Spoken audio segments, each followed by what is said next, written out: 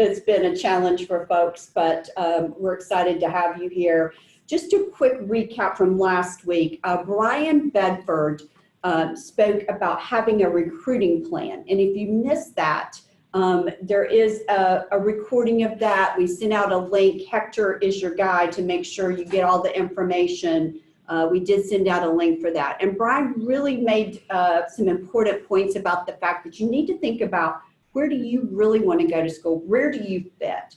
Where will they have an interest in your particular skill set and athletic ability and academic accomplishments?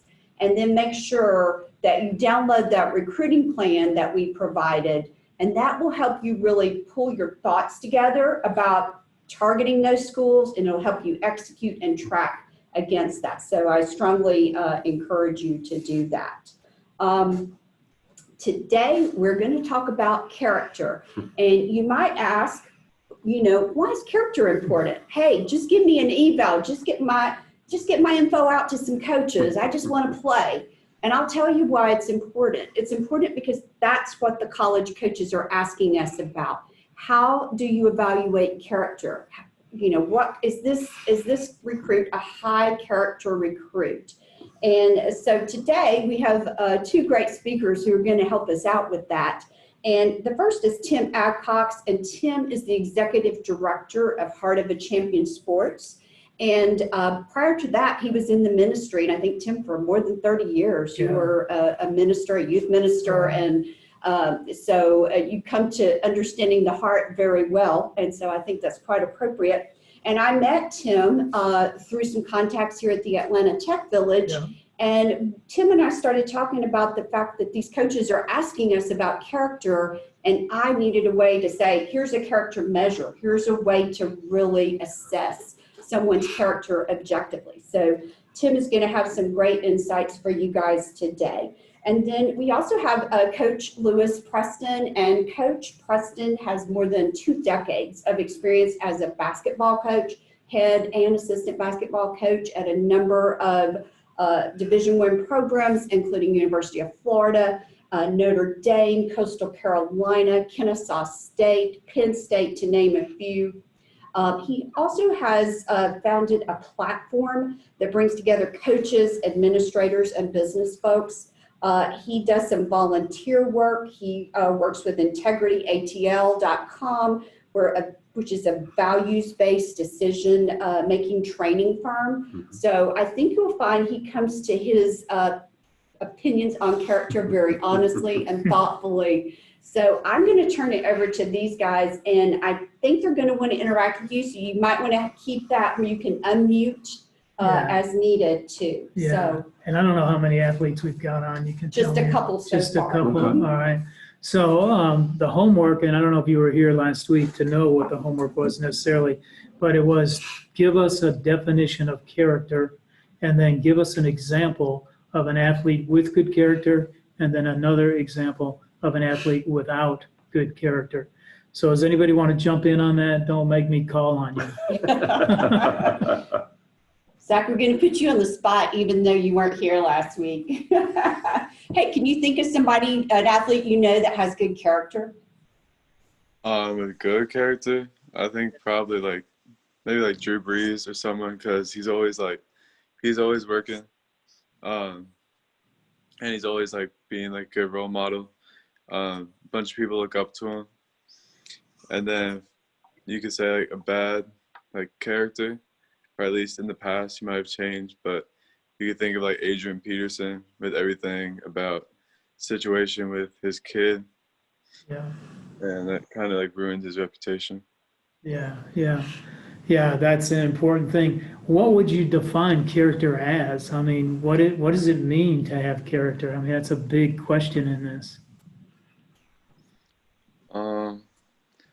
I think it's just your over, kind of hard to put together, but maybe it's just the overall how your personality comes together. I think it's a good combination of a few things, how you can act towards others. If you can be I'm all about faith, so I think Christ-like, like if you can really show others like the meaning of love, whether they do good or bad to you. Yeah. Just everything like that.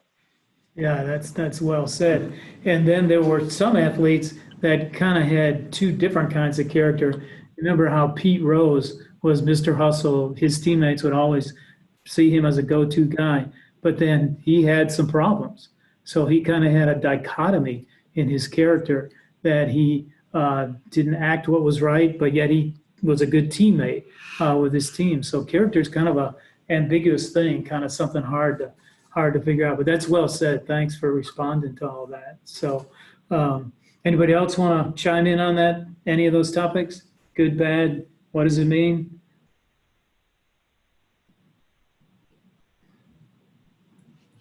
Okay, Oh, I've got somebody waiting to get in. waiting to get in. Uh-huh. Okay. Okay. Was that somebody just came on? Uh-huh. I think he's still connected. Who's that just joined? How you doing, sir? Hey, is this Brian? Yes, sir. Brian, hey. Were you on last week? Did you get the homework? Yes, sir.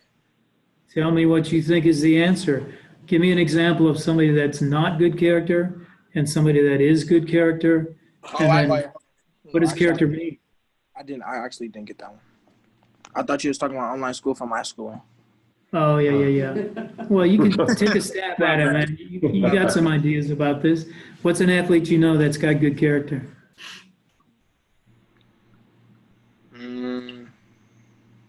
You want me to give you a name? Yeah, sure. I say Adrian Peterson. Okay. And why? Why so? I just feel like he's very humble. He's a leader. He's a hard worker. I feel like every play he goes 110%. Okay. And that's it. That's the major things that stick out for me to him. Who is somebody that's not good character that you can think of?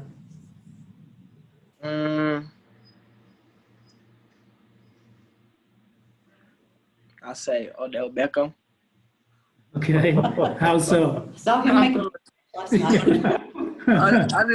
I just feel like don't get me wrong, he's nice. He's very nice. He's a But good player. Yeah, most definitely. I just feel like he just trash talks a lot. He's just trashy, and then and heated moments he doesn't know how to like control himself. He just acts. Good. Very well said. Very well said. What do you think is character? I mean, what is character? What does it mean? Character for me, I like to be a leader. I like to everybody, not saying put everybody in check, but like guiding everybody, making sure everybody's in the right path, and making sure what else? That's mainly for me. I don't know. Okay. No, that's well said. That's good. That's good. Well, we're going to talk a lot about character in a lot of different aspects and how it's going to relate to the recruiting process. And Diane prefaced by saying a lot of coaches are asking, what kind of character does this player have? And it's an important metric that they're looking at as far as the quality of person that they want to get. And Coach Lewis has got a lot of great insight into that. And so I want him to respond to the question of how important is character in the recruiting process?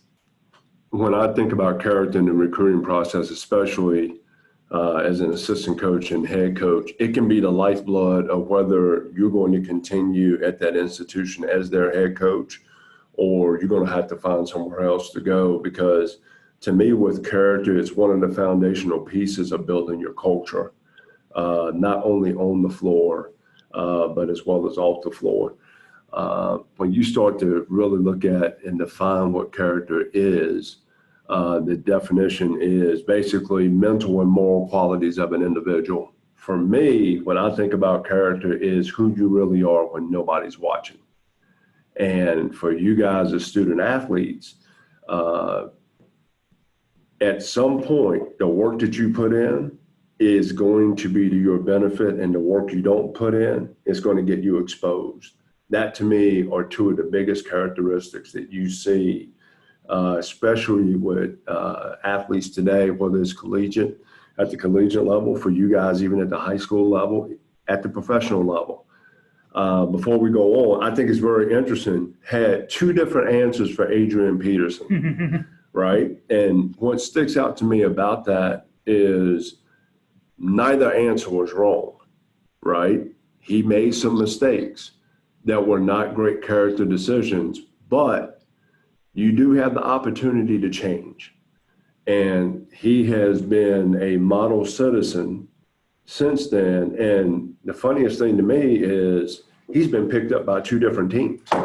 And by the way, he had a great week 1 this past weekend. So that's just an example right there. Character is always being shown. And what I mean by character being shown is how you show up in class, how you show up in practice, how you show up, walking up and down the hallway. Your character is always going to be present. And you know what? You don't get a second chance to make a first impression when it comes to character.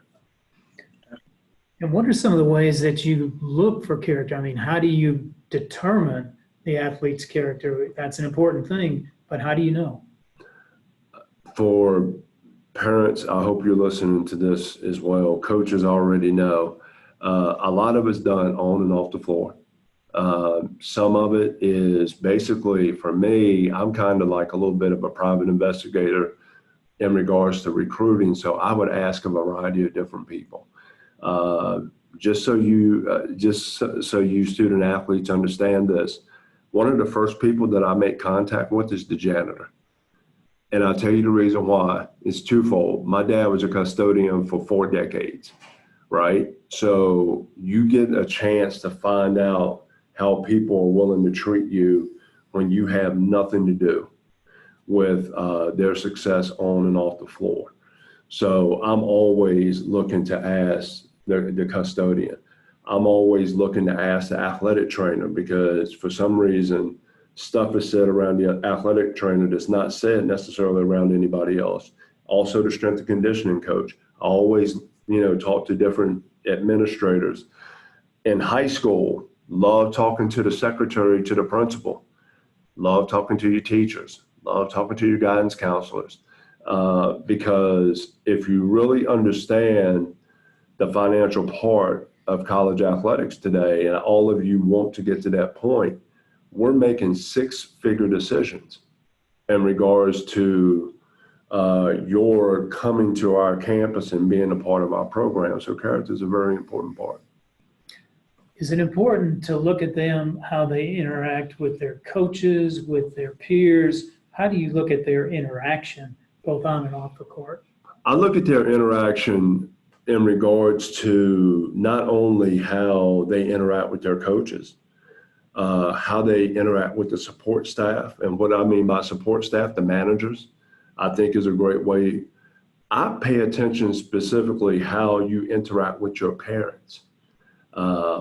If you're not being respectful to your parents, I know you're not going to be respectful towards an assistant coach, towards a manager, towards our director of operations. And in some instances, you might end up having an issue with me. And so I'm always watching, always asking questions. This is the opportunity. We want more information than we can ever ask for. And then that helps us to make the right decision, whether to take somebody or not to take somebody. You brought up the idea about parents. Talk a little more about how parents interact with the players in this whole recruiting process. Mm-hmm. I think parents have a very vital part. Probably over the course of the last 5 or 6 years, I think parental involvement's been the most I've ever seen during all my years of coaching. To me, you have some parents that enable. I'm just going to be upfront in regards to that. Sometimes some parents enable, which allows the young man or young woman not to be able to live up to their expectations. I think there's a chance that there's a parent. I'm a former basketball player. Just so you know, I have 2 teenage daughters. They both play tennis. So it is very balanced in my house. If they play basketball, I'd probably be a little bit different. But with that, I make sure that I'm not living vicariously through them. And what I mean by living vicariously is like my days come and go. They'll ask me questions of how was it to play, or they'll see some old photos and we'll talk about that. But I'm not trying to live through my child. I'm trying to help them get the most out of their respective sport and get a great opportunity to build character, but also to build a resume that's going to separate them not only once they get on the college campus, but in a lot of cases to separate, my daughter versus Zach versus you if y'all are both going for a job and your resumes are somewhat balanced. Talk about adults that will really tell the player how it really is, or are they kind of always telling them what they want to hear? I think sometimes it's a combination of both. Yeah. I think in coaching, it depends on who you talk to in coaching. They have a tendency to do a little bit of both. I don't think you need to be around people who are going to tell you the truth. And what I mean by telling you the truth, all right, these are the 3 things you need to work on. All right, I got to get my 40 time better. For me, when I first started, I was kind of like, my coordination was all off. I grew 6 inches in 14 months. So with that, I had to get my lateral quickness better. I had to get my timing on my jump better. I had to get my hands better and catch the ball. Broke my nose like a couple times, so I had to get my hands better. But I was being told the truth the whole time. But with being told the truth, there was a process to that helped me see small victories along the way, which kept me involved, and it made me love the game to the point to where at the end of it, I was able to play professionally over in Europe, 2 decades in coaching. Talk a little bit about what it means to be a leader. I know some of the players had already mentioned that they define themselves as a leader. How important is that component in the character recruiting process? I think being a leader is one of the separators in regards to character. And Tim and Diane and everybody on this call, being a leader has a lonely existence to it. And what I mean by that is for every decision you make as a leader, 50% of the people are going to agree with you, 50% of the people are not going to agree with you. But at the end of the day, they're all going to respect you, especially if you stay consistent and true, not only to your character, but to your values as well as a leader. For all of you that's on the call, I don't know, any of you guys team captains for your football team? If you are, can you speak? Who's the team captain? Brian. Brian, as a team captain, let me ask you this. What's the toughest leadership decision you've had to make as a team captain so far this year? As far as what do you mean by that? What I mean is, did you have a couple teammates that are not doing and handling what they need to do on the football field to where you had to step in? Have you had to do that at all this year? No, sir. You haven't had to do that yet? We had that at our school. Say that for me, Zach. We had that at our school. These 2 kids were going at it. Okay. How was that handled? Well, we'd all talk to him because it did get into a bullying thing. Like it got too much, but then so the players as one, we all tried to help him out with it, but the coach ended up kicking the one kid. Okay. What was it handled at first by the players, or was it handled by the coaches, or did it start with you players and you couldn't make the change that could help, and then eventually got the coach, and then coach had to make the leadership decision to get rid of the young man? That third option, yeah, we all tried to help him at first. We tried to set it out, and it went on for most of the season until coach found enough. So here's a great example of how leadership is a process, right?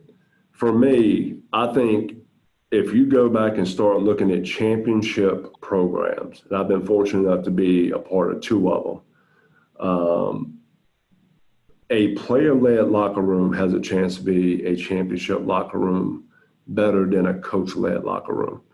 And the reason why I say that is because there's a level, you guys know who you want in the locker room.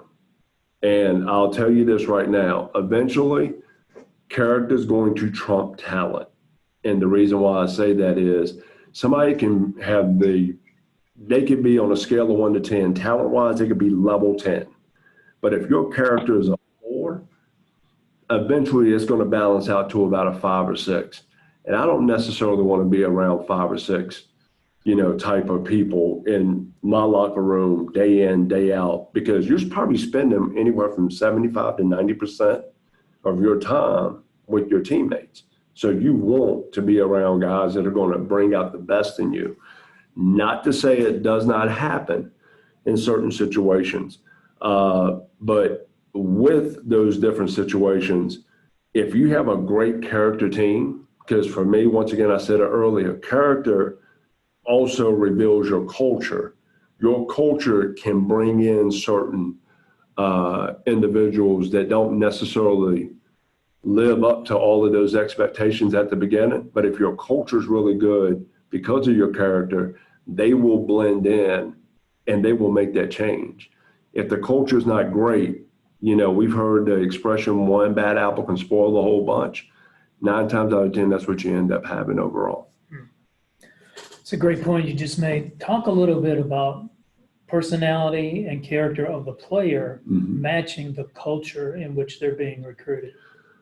I think when you start talking about personality, very early on in the recruiting process, I think a lot of the things that we like to do as coaches is just to find out just a few small things. First of all, if you don't have the grades, it's going to be very hard for you. That, in most cases, ends up being one of the separators of whether to continue on in regards to recruiting, a young man or young woman or not. But even more as we continue to go down the line, what is your personality? How do you like to interact with others? Are you a me guy or are you a we guy? I don't know how many of you guys, I'm a big sports guy. I'm always watching, especially at the highest level, how guys are bringing other guys into the team. I don't know if you guys are watching the Miami Heat right now, and everybody's like amazed at how well that they're playing. But if you really watch them, they're a really good team with high character guys that just enjoy being around each other. And it's not surprising that they're in the Eastern Conference Finals. When you start, I'm not as much of a football guy, but I do pay attention to really good character football teams. Whether you like them or you don't like them, what the New England Patriots have done over the course of time. Whether you like Tom Brady or you don't like Tom Brady gets the best out of everybody because he demands it of himself first. He has a high level of character every time he steps on the field. He retired a few years ago. Peyton Manning was somebody in between those lines of a football field. You knew what you were going to get out of him every single day. So when I start thinking about certain players, of that nature, that they were going to get the best of you on a day in and day out basis, that's something as a coach, the consistency of your character sometimes will keep you on the field even when you're making certain mistakes, because I can coach you through the mistakes if you keep the right mindset. That's really good. Take that and flip it on its head a little bit. What if I'm a high character player, but I find myself in a culture that doesn't value that very much? It's going to be very hard to stay within that culture, to be honest. And the reason is because you're going to stick out like a sore thumb because you're just going to be different. I'm not a big fan of necessarily leaving programs or finding other programs. I think you learn a lot about yourself, or you just put your head down and grind. Also, at the same time, I think it's a great opportunity for you to spread your positive character and your positive mindset within a program. Because with anything that we do, it starts with one becomes two becomes four becomes eight. Although if you listen to some people, they want one to become two to become four to become 16 to become 196, or 216. We keep going. Exponents. Yeah, I'm going exponents. Yeah. So fellas, I wasn't the best at math, but you get the gist of what I'm talking about here. It is when you do walk into a not so great culture, if your character stands out, what'll happen is the culture will try to engulf your character. And I've actually seen some players' character change to the culture, and it really hurt their ability to go to it and take that next step to get to the ultimate level that they had dreamed and desired to get to. So if that's important to get that match, and sometimes it goes good and sometimes it doesn't, how do they scout that as a player to see that they've got a good culture that they're moving into? We'll see a lot of it just in the way that you play, in the way that you interact, in the way that you're spoken about from other people, whether it's your guidance counselor, whether it's assistant coaches. By the way, guys, just so you know, we also call other coaches in the league to play against you. So if you got pen and paper, you might want to write that down. We also call opposing coaches to find out, hey, tell me a little bit about Brian. Hey, man, Brian, man, he's a great young man. He hits hard. He plays hard. He high character guy. He comes over, shakes hands after the game. I know with COVID, shaking hands and everything's a little bit different now. But before then, shook hands, yes, sir, no, sir, yes, ma'am, no, ma'am. Always sitting in the first three rows in class. He's always on time to class. I went to military school, so we always had a saying, if you're early, you're on time. If you're on time, you're late. If you're late, you're selfish. So all those different things play out across the board. Kind of one of the bases of character is a person's mindset. Talk about what is mindset and how does that influence the character going forward? Before we go there, Brian, do you think you have a positive or a negative mindset? I most definitely got a positive mindset. Okay, tell me what positive mindset is. That's positive mindset is please. I don't know how to explain it. When you step on the football field for practice, is it going to be a good day, or am I just going to try to get through it? Oh, it's always a good day. 110% every rep. Okay, so you just told me positive mindset. 110%, I see the good of it every day, right? Exactly. Zach, when you step on the football field, positive mindset? It's positive. Because it's not about me. It's about, hey, if you're going to be down, it's going to bring everyone else down. Right. So that energy, that mindset, that energy that you have is going to be passed on throughout your team, right? And Brian, you being a captain, they're going to pay attention to that. So if you're not bringing that, there's three guys on a team that can never have bad days, right? In football, it's your quarterback, it's your captains, and it's your head coach. Can never have bad days, right? In basketball, it's your point guard, it's your best player. And if it's the point guard and the best player and your head coach, can never have bad days, right? So you always have to have a positive mindset. To me, positive mindset is very plain and simple. What am I going to bring to the team today that's going to be different to where everybody's going to have an opportunity to get better? For me, I like to call them little light bulb moments, right? Because y'all are at that age right now where the light bulb goes off multiple times a day. As we get a little bit older, I'm not going to tell you what my age is, right? The light bulb doesn't necessarily go off as much, but it still goes off, because if you're not learning, to me, you're dying. We're learning something new every day. Me talking to you today, I'm learning a great deal. about how you are in between the lines. Believe me, if I was recruiting you, the questions that I'm asking is building your profile on who you are without it being written down. Another thing about us as coaches, we remember little tidbits of information that we'll go back and ask questions on. So with that mindset, if I step in between those lines, I'm saying to myself, I'm going to do something today to where the coaches are going to thank me later for, my teammates are going to thank me later for, everybody, even the young man who's handing you the water. I had this thing about me was I wasn't going to lose a sprint.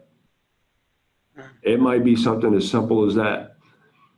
Guys like to be around in general, people like to be around other people that's going to bring the best out of them, right? Because if you do that, it makes practice enjoyable, right? You actually hit harder, right? But you're more fundamentally sound, and it translates into when the lights come on. Once the lights come on as a coach, there's nothing else I can do. I'm no different than people sitting in the stands, except I got a mic, I got a headset on, and I'm talking to different coaches. But I'm no different. I can't step over the lines during the game once the game starts. So I've got to make sure, once again, the quarterback, the captain, head coach cannot have a bad day. That's the reason why we're so adamant every day in making sure that we get the best out of you. So I urge each and every one of you as leaders and as captains always to keep that positive mindset. Another thing is you never know who's in the stands watching you as well. You'd be amazed at the number of coaches who come to practice and they don't wear their team logo. I'm famous for doing that. Now, there's only one issue. I'm about 6'7", 270 pounds, so I can't really hide. I've been around a lot of coaches that will come in with a baseball cap, with a pullover, pair of jeans, and they'll just sit in the stands and they watch everything and they take notes, and then they go back and they say, Coach, we need to move on this young man. Hey, we need to offer right now. Or, you know what, didn't bring it. Too many red flags. I don't know if we need that, Coach. So just another little tidbit. So it's like every practice, they need to be operating as somebody watching, even if they're not. They Right. just need to give their best all the time. The head coach is watching every day. So Somebody's watching all the time. You have to bring it, because whether you're consistently good or you're consistently bad, at least you're consistent. And as coaches, we can live with that. I feel like I can meet you where you are and help you get to where you want to get to. I just need to know where you are. And I think that's one of the things that character really will start to develop, especially if you're coming into a new situation, or if you're in a situation that has had success, maybe a little drop, but some of that might be out of your control. But one of the things I can realize early on, first 5 minutes that I'm on a field or I'm on a basketball court or something, I can tell you the top 3 things that what you should be known for, or what I think you're known for. Sometimes, a lot of times I'm right. Sometimes I've been off. But, if you are a hard-hitting, hard-working, high energy level, high communicating team, that comes out every day in practice. These guys talked about leadership. I want to focus in on one particular facet of it. Talk to them about servant leadership. I think servant leadership is the differentiator to me between the good leaders and the great leaders. And what I mean by that is servant leadership is when you think of others before yourself. And Brian, first of all, if you're the captain of your team, you have to be a servant leader, because you have to think of the other players before you necessarily think about yourself. Because in essence, during the game, you're a coach on the field. Right. I take it both of you guys start for your respective football teams. Yes, sir. Right. Yes, sir. What position? I'm the starting running back. Okay. All right. So you take a pounding. It's good to know. All right. Zach, what about you? What position? Defensive end. Defensive end? Yes, sir. Okay. All right. So you're kind of one of the anchors there. So you're, what is the number one job you have in your position as defensive end? Like responsibility more, Yeah. like What is your number one responsibility? well, trying to think, to me, like really confused. Like, do you mean like gap control or like? It's not outside containment. I mean, that's what it usually is. I'm not sure what the. Yeah, you got outside containment. You play DN. Yeah, I'm just trying to figure out the question though. Is that what you meant? Yeah, yeah. I was like, what is your number one? So your number one thing is to make sure nothing gets to the outside, right? Yes, sir. Okay. So you're supposed to contain everything in between the numbers to where your guys, gap control, right? I'm a basketball guy, so I'm learning here today too in regards to football terms, right? So you got gap control, right? What happens if you lose gap control? Then it's a free lane. Right. So, Okay. Right. So as servant leaders, we want to make sure that we're making sure everybody else is in the position to where you don't lose gap control, right? Because if you control that, it sparks energy into every single player on the team, even the players that don't play. Remember that, even the players that don't play. And you know why? Because they'll be the same ones that'll spark energy in practice when they're with the scout squad and they're running the other team's plays. Brian, what is your number one responsibility as a running back? Most definitely never fumble, and just to make big plays when that time to call for me to get the ball. Right. Okay. Number one, absolutely. Because you fumble, you feel like you let the whole team down, right? Most definitely. Okay. Here's another thing about, and I think about this from a running back. I'm a huge Saquon Barkley fan.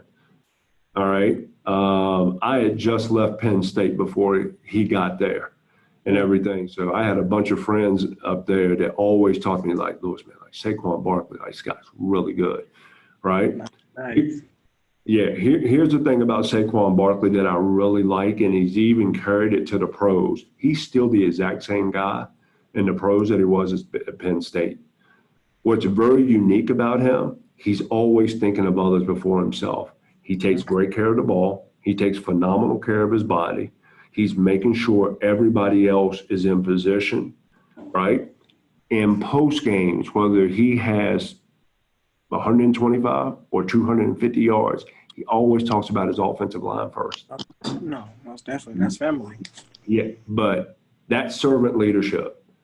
The other thing that he does, right, is he buys those guys different gifts during the holiday. Hey, you guys have done a great job taking care of me. Y'all are the reason why, I've gotten this contract. So this is what I'm going to do. I'm going to pay for all of your vacation. So he bought his whole offensive line vacations to Disney. So just little things like that. I know you guys are not there yet. Just think about that. But from a servant leadership role, if you're just talking about everybody else except for yourself, that comes out as well. And that to me is one of the most vital things you can do in building character. And once again, character is the foundation for culture. And we will see it as coaches, how great your culture is. Weren't we talking about a resource earlier that applies to this by Simon Sinek? You remember that book? You're talking about Leaders Eat Last? Yeah. Guys, right now I'm reading a book by Simon Sinek, and it's called Leaders Eat Last. And basically, the premise of the book is your great leaders are always thinking about everybody else and how to help them get into the right position so we all can succeed. Just to tell you a little story, I was fortunate enough to be a part of the 2006-2007 national championship in college basketball at the University of Florida. Now, you guys got to go back and look at it, Google it, YouTube it. It was a special team. We had 3 lottery picks on that team. All 3 of those guys came back to school to try to win a second championship. In the process of coming back, they left $35 million on the table. It had never been done before in college basketball, but they came back for a legacy. Now, they had made a commitment to each other, and that's before I even got there. What I learned about that team that year was character. It was player-led, player control. They told each other the truth. They knew exactly who they were. They loved each other, and they accepted each other for their differences. And even more importantly, they accepted each other for their similarities. Their common bond was they wanted to do something that had never been done in the history at the University of Florida. Now, if you go back and look in college basketball history, University of Florida is the last team to win back-to-back national championships. Prior to that, it was in 91-92 by Duke. So over the course of the last 30 years, there's only been 2 teams that have won back-to-back national championships. So it's hard to do, but you learn a lot. The culture of that team was very simple, that we love, we cared, we accepted.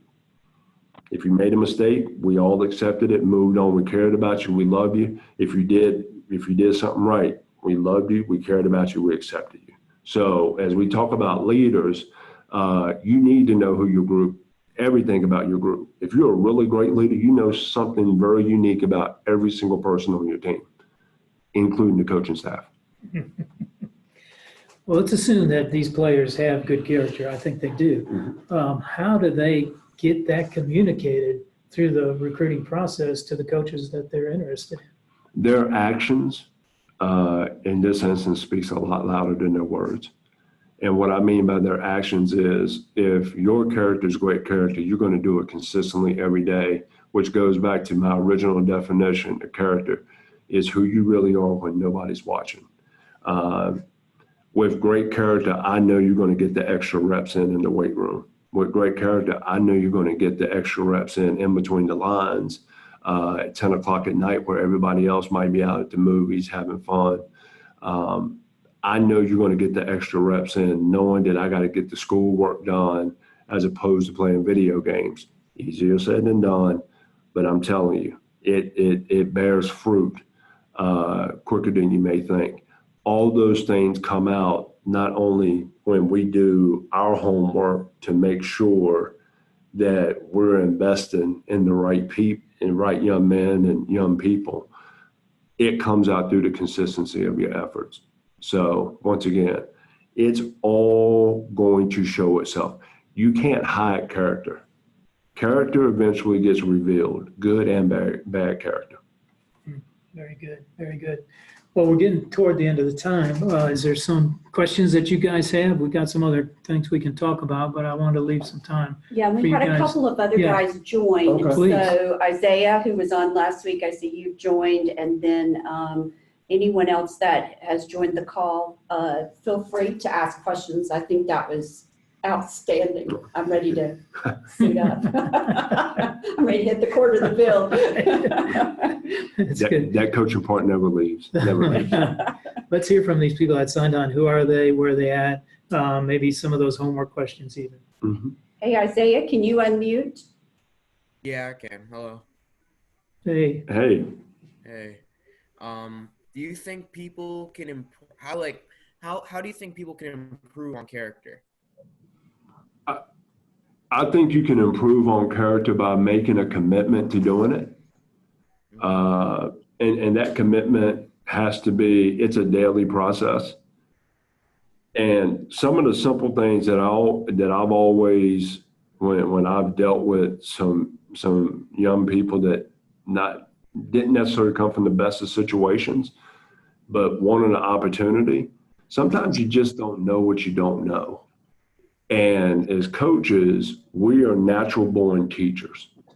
So I think the great coaches see you where you are, and we put a game plan together, right, to help you get to where you want to go.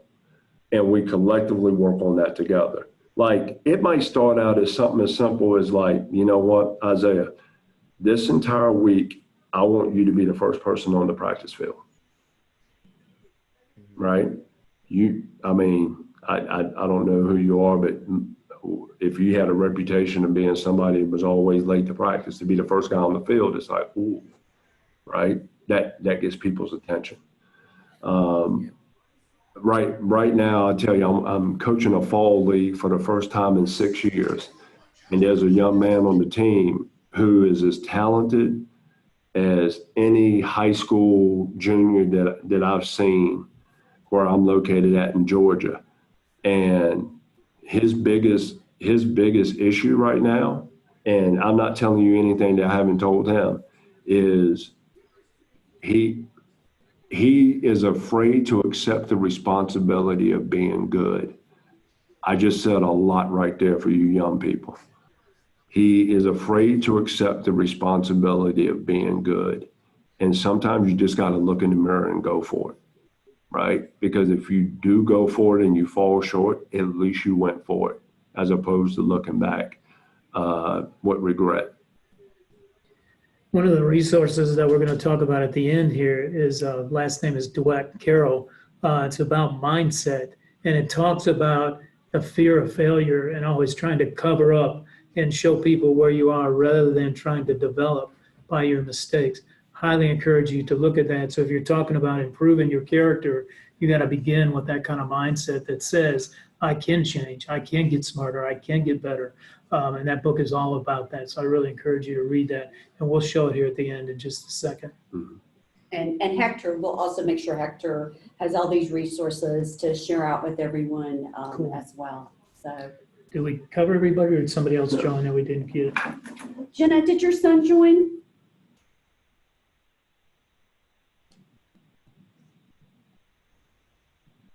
Unmute. Yeah, I think they're on mute. You're on mute. Jenna's iPhone? She might not hear us. Yeah, she may not be. Yeah. That's okay. That's good. Does anybody else have any questions? I'd be more than happy to answer. Well, I must have talked you out then. I like it. Let's go. I like it. All right, guys, I'm going to share the screen here and show a couple things. You show the Los Angeles. Do you have that? Okay. Yeah. Can you guys see that? Yes, ma'am. Good. That right there is a football evaluation sheet, right? You look who that's the general manager, Mike Mayock, right? That was sent to me by a coaching buddy of mine, right? You see what circle right there in the red? Was he on time for class, team meetings? Yes. Yes, Practice, sir. right? Those little things are the difference between getting drafted in the first round and getting drafted in the third round and not getting drafted at all. So once again, if he's asking that at a professional level where there's a lot more money at stake, you can imagine what we as college coaches are asking in regards to high school. That's part of their form. So keep that in mind right there. I urge all of you to print that out and keep that with you, because that right there, all that red circle right there, that's character. Are they doing everything when you're not being watched? Going to class is a choice. Being on time to practice is a choice. Being on time to team meetings is a choice. I also have a choice as a coach whether I'm going to play you or not. And a lot of it's dependent on whether you're at practice on time, team meetings on time, you're handling your responsibilities the way you need to handle your responsibilities.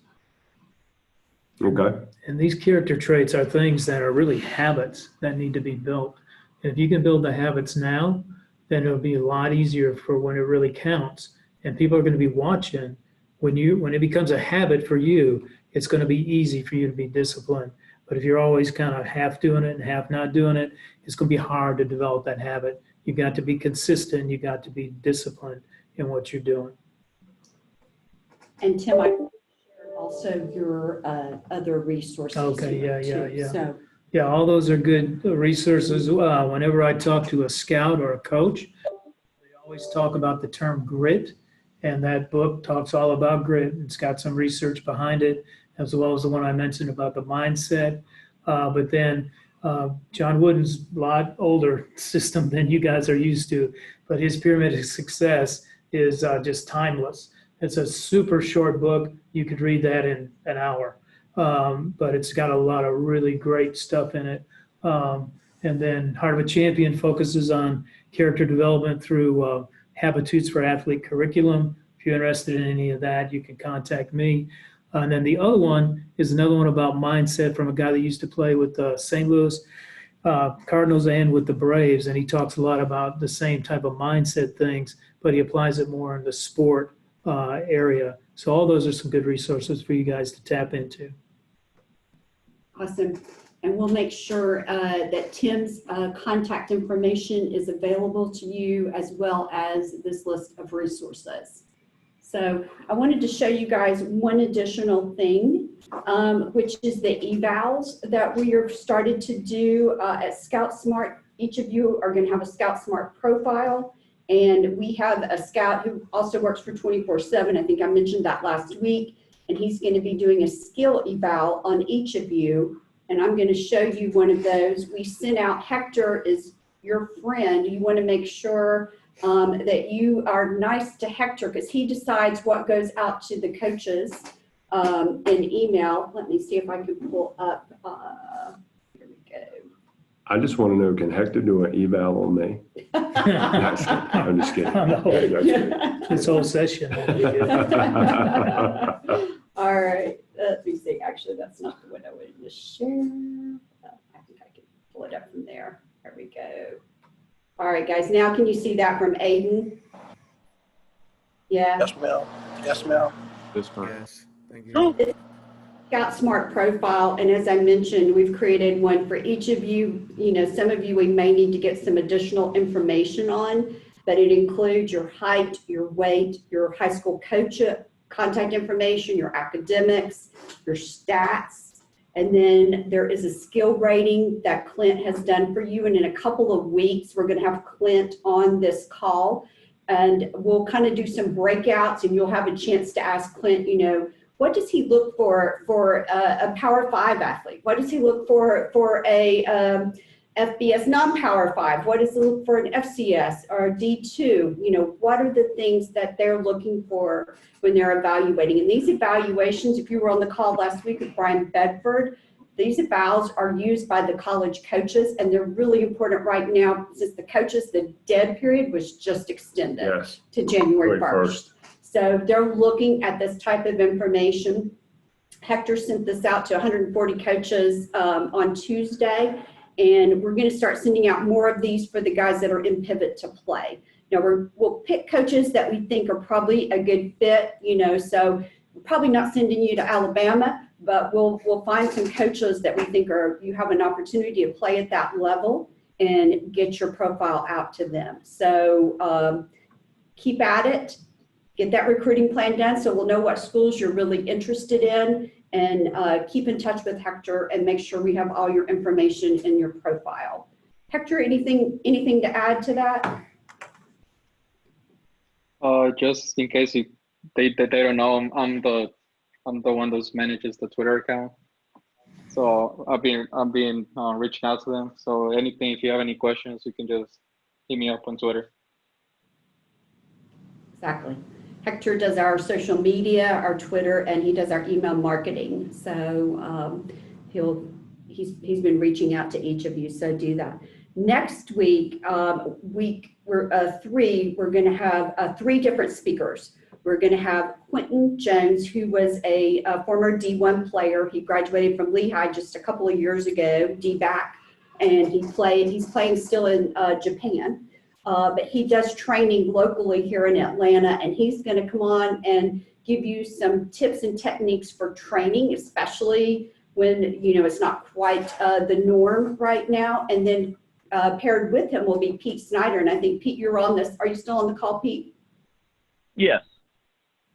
Awesome. And Pete works in video. So Pete's going to kind of work with Quentin to make sure that you guys can take your phone and create a good video that we can get in front of coaches. And then Hector is going to put it on Twitter. We've got a pretty decent Twitter following, and he's going to tweet your videos out. And then we'll also include those videos with your profile that we send out to the coaches. And then the other part of that session will be for Danielle Hall, who is with Brand Armor. Brand Armor goes and they do an online analysis of all the NFL players that go through the combine. And they're going to talk to you about your online presence and what you should do and what you shouldn't do. I don't want you guys to get in trouble because you put something stupid on Twitter. So Danielle's going to help with that. So Pete, any homework for these guys from a video point of view, or just be ready to listen next week? I think we'll throw out some pointers that you said. We'll talk with Q, and he'll talk about training. Also think we ought to take a look at your guys, if your schools have huddle from last year. Did you spend some time and put together a good huddle? We'll talk about making sure you have an updated intro on that with a fresh picture of you, fresh stats, things like that may help, and conversations you can have with your high school coaches to help get that out if you don't have any new film this fall. So with me and Q, we can talk about your existing huddle, possibly making that better, and then also training videos you can do that can be tweeted out by Diane and Hector that'll hopefully get some coverage as well.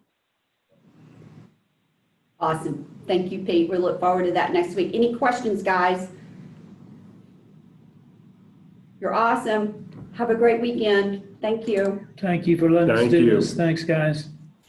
Thank you, Appreciate you guys. Yeah. Thank you. Thank you for having us.